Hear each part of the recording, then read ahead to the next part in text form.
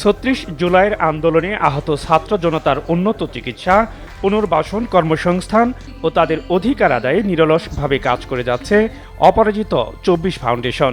দেশের চরম ক্লান্তিকালে জীবনবাজি রেখে পতিত সরকারের মুখোমুখি হয়ে যে অবদান ছাত্র জনতা রেখেছে তা বাংলাদেশের ইতিহাসে চিরস্মরণীয় হয়ে থাকবে। তাদের এই ঋণ কোনোদিন শোধ হবার নয়। ১৭ মে এক অনুষ্ঠানে এসব কথা বলেন সংগঠনটির নীতি নির্ধারকেরা। ওরা দেশের জন্য এত বড় স্যাক্রিফাইস করেছে, ওরা যেন আগের থেকে আরও ভালো থাকে, এটাই আমাদের মেইন লক্ষ্য। যে আগে যেরকম ছিল সেই পর্যায়ে না, আমরা তার থেকে তাদেরকে একটা ভালো অবস্থায় নিয়ে যেতে চাই। ওদেরকে আমরা অ্যাসিওর করতে চাই আমরা তোমাদের সাথে আছি, যখন তোমাদের দরকার তোমরা আমাদের কাছে আসতে পারো, এবং শুধু রিহ্যাবিলিটেশন করে দিয়ে আমরা যে দূরে চলে যাব তা না, তোমাদের সবসময় আমরা খোঁজ খবর রাখবো এবং তোমরা আমাদের উপরে ভরসা করতে পারো। অবশ্যই আমরা তো পুরা জাতি তাদের কাছে কৃতজ্ঞ। তাদের স্যাক্রিফাইসের জন্য স্বৈরাচার সরকার এদেশ থেকে গেল, 15, 16, 17 বছর পরে আমরা আবার দেশটা স্বাধীনই হলো।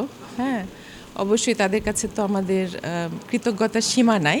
আসলে আজকে যেহেতু সব অফিসার বলা, আমি একটু দেরি হয়েছে, আমার আসলে ক্ষমা চেয়ে নিচ্ছি।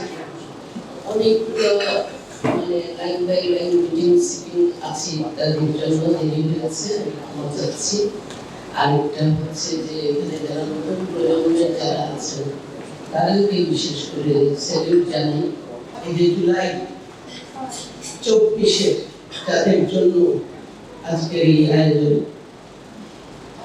তারা যে কি অদম্য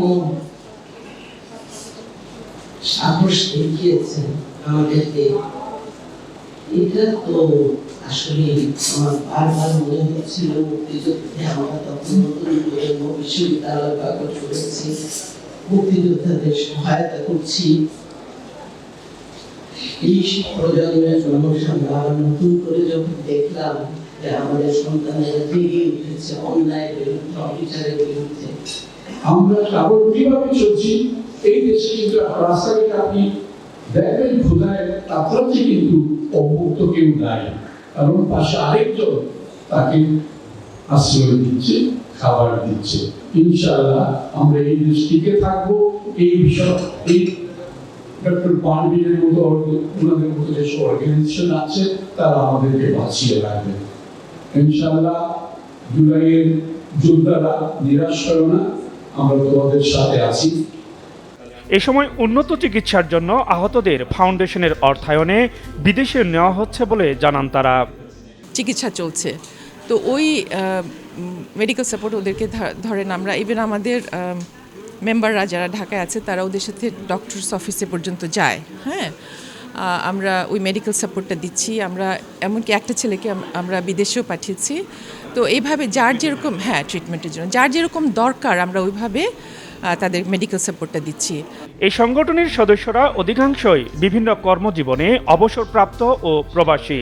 দেশের ক্লান্তিকালে অনেকে সশরীরে অংশগ্রহণ করতে না পারায় এসব আহতদের সেবা দিয়ে তৃপ্তির স্বাদ নিচ্ছেন তারা।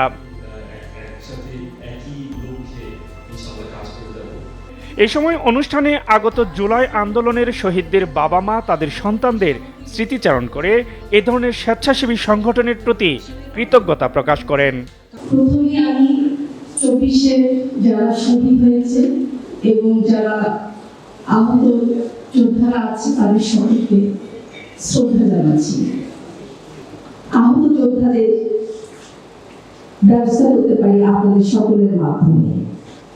আমার ছেলের একটা 5 বছরের মেয়ে আছে, সে বলে I love you, I miss you।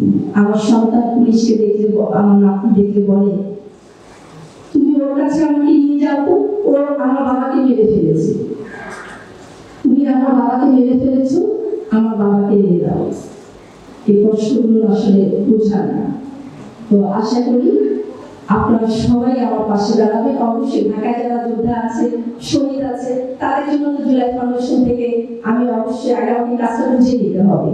তারপরে হয়তো আমার এলাকার যারা পিছিয়ে পড়া, যারা খুবই নিরীহ এবং আর্থিকভাবে অসচ্ছল, তাদের জন্য কাজ করতে পারবো। ইনশাআল্লাহ। আল্লাহ হাফেজ। অসহায়দের পাশে আসার আলো হয়ে ভবিষ্যতে এ ফাউন্ডেশন আরও বড় পরিসরে কাজ করবে বলে বিশ্বাস সকলের। সিরাজুল ইসলাম, বৈশাখী সংবাদ, ঢাকা।